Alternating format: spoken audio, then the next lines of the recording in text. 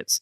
I mean, the field, I must have worn out a carpet upstairs, just walking back and forth on it, trying to figure out, what does this all mean? How does this all fit together?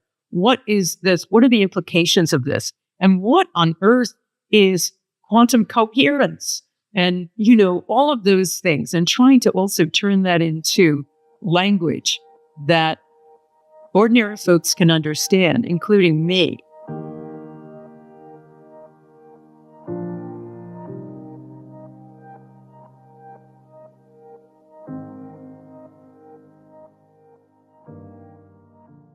Hi, my name is Zenka Carl. I'm founder of LightNet, and my passion and purpose is expanding what we believe is possible.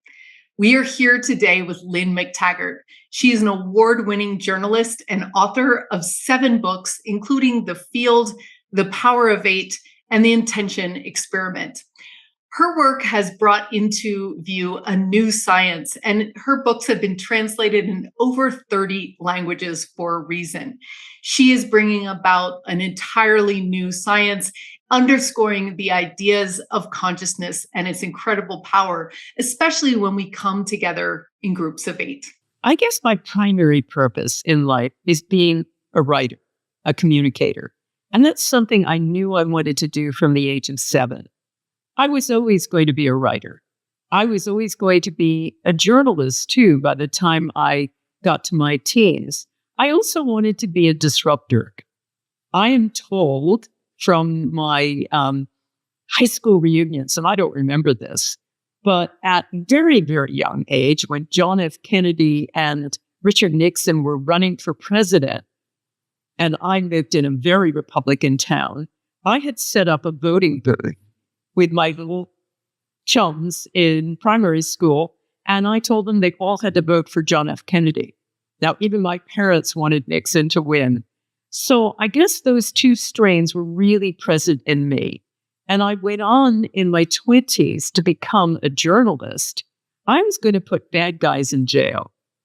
But 2 things at university really struck me and really helped me with my purpose. And one was falling flat on my face.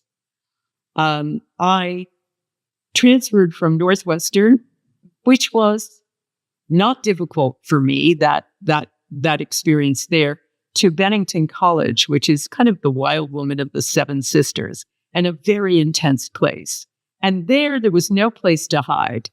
And I took on too much, and bottom line, they wanted to have me repeat my final year. So this is the first time this ever happened to me, and I was humiliated. And then I got out of university. I managed to graduate on time. And then in my first job, I got fired after 3 weeks, my first journalistic job. So it suddenly occurred to me that actually I was going to have to work a whole lot harder to achieve what I wanted. So I realized the really important thing to do was to be really focused and to work very hard at my craft. So I did that. And I achieved what I wanted. I started putting bad guys in jail, and I broke baby selling rings and had hidden cameras and tape recorders and all of that. And then I moved over to writing about health and looking at the scientific evidence. And there is when I started thinking about the power of the mind and the power of intention, because I saw very good studies of spiritual healing. And I kept wondering, well, what does that mean? And how far can we take this? And if you can have a thought and send it to someone else and make them better, then that undermines everything we think about how the world works. So I set off to find out why. And that resulted in my book, The Field, where I'd interviewed lots of physicists and frontier biologists and other scientists, but recognized that scientists speak in code. They speak in math. They also don't want to move beyond their experimental data to say, what does this all mean? So I realized with some alarm, I was going to have to put this all together. So I did with The Field. And it described a new science, the coming of a new science, and the coming of a completely new understanding of who we are and how we should live. And then it also changed the messenger. that really became my purpose. So for me, it's really simple. When I want to get something done, I actually set mini goals and mini intentions. And I work at it. If I'm writing a book, I won't leave my desk until I've written at least 1,000 words a day. And then I know my other goal is I've got to have 5,000 done by the end of the week. And then I've got to have something else done by the end of that week. And by the end of the month, I've got a very clean chapter. And by the end of the year, I have my book. So I literally do that. I'm at my desk at 9:30 every day. And so one of the real key elements for me is setting myself intentions large and small, and also thinking really. There's an audacious side to me that is probably from a mentor of mine, my early journalistic days, who said, "I haven't said no till they kick you down the stairs." And that really stayed with me. And I guess there's always been a certain audacity, a certain idea that, yeah, I could do it. And I hold on to that all the time. And I always try to aim as high as I can. And I think those things are really important in understanding how to find your purpose. Never, ever play small. Always play the big game.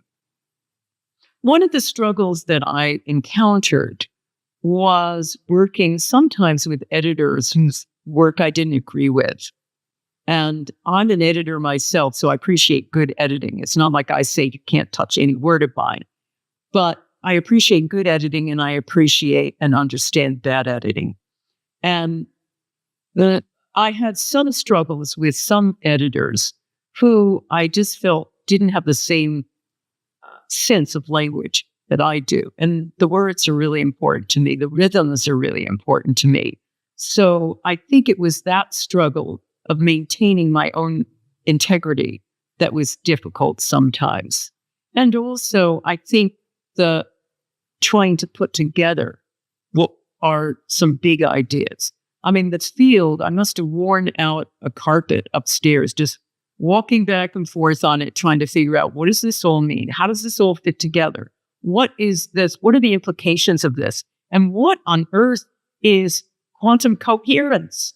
And, all of those things, and trying to also turn that into language that ordinary folks can understand, including me. So I think those have been challenges.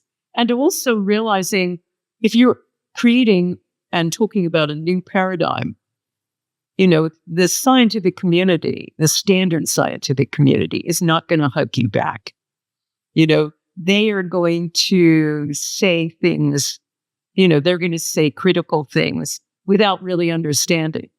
The field has been said to be nothing more than Star Wars. It's got 400 plus scientific references. It's just in a paradigm that the old paradigm doesn't yet understand, but is coming into understanding now. I wrote that book 25 years ago.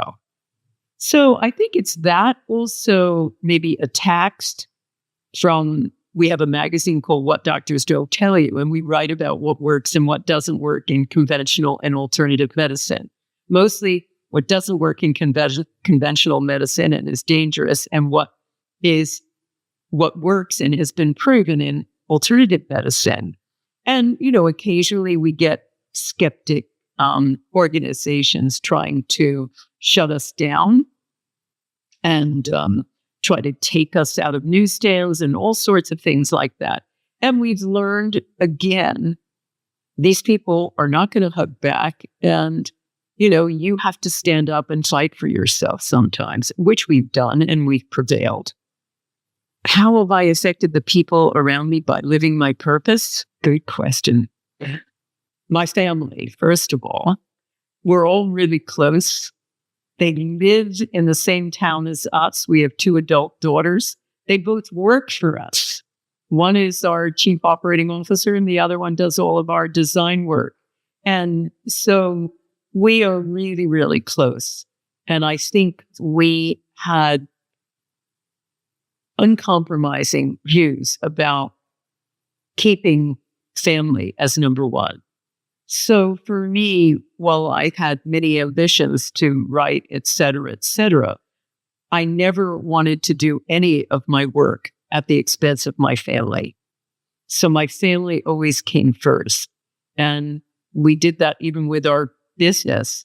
Our office with our magazine started in the top floor of our house.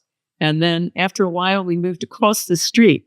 And in subsequent times, we've always had our office 10 minutes away from home. So I could go to sport games. So I could be there for my kids. And that was a really important thing for me, was living my purpose. Was nothing I could do in terms of helping the world would mean anything if I couldn't help my family.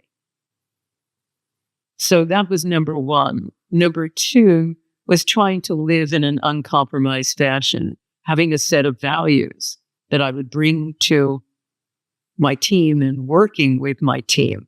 So we have people I have a woman who has worked with us for 18 years. I have other people who have worked for 5 and 6 and 7 years, et cetera. We have amazing retention rate because we decided we were going to work in a way that was kind to people and understanding, and as one big essential family. We don't tolerate bad behavior and we don't tolerate laziness, but we don't have to tell people to work. They just do. They get the sense in the office. So I think that's been important for us.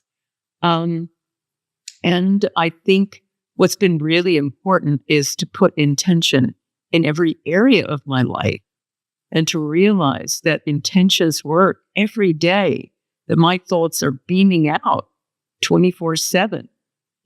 All of us are leaky buckets.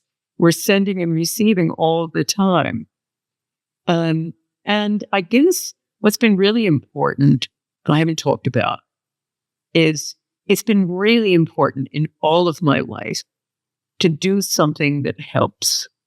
I have a really strong need to change things, to rip down old paradigms and to erect new ones.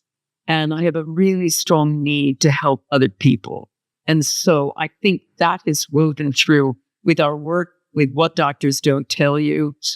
We have covered just about every kind of illness and tried to offer people healthy solutions that don't harm them. And we're very aware of the state of modern medicine and the fact that it is just an extraordinarily greedy business now and nothing to do with healing. So that's been a really important factor for me. And the other part of it has been my work with Power of 8 groups and intention experiment, realizing that we need community more than anything else, more than we need to breathe. We need to belong.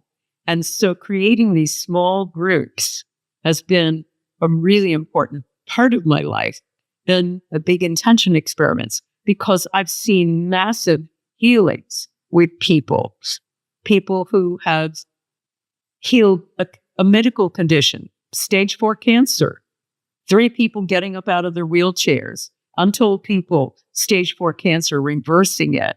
I had a woman who was going blind. Doctors could do nothing for her. 1 Power 8 group, and she's completely healed. She has 20/20 vision now.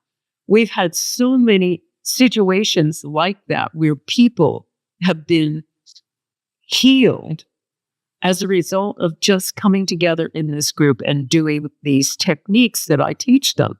And then with the big groups, we found extraordinary rebound effects where half of the people taking part in our intention experiments, focusing on lowering violence somewhere, feel more love for everyone they come in contact with. So, somebody said to me, you're doing more than research. You're cracking open people's hearts. And I guess I think of that as my big purpose now is, changing the paradigm, the I win, you lose paradigm, and trying to do something different and trying to be more loving in groups, large and small, and to create groups and to show how these extraordinary mirror effects happen. The final thing that I feel has morphed out of all of the work that I've done is some thinking recently about thinking, well, those people in charge, they really don't know what they're doing. We need an army of change makers. I've been thinking about that a lot. And then I suddenly thought, wow, I guess I have an army of change makers. I've got tens of thousands of power being groups around the world. What if I brought them together and gave them some free tools and had them join together, groups and other groups?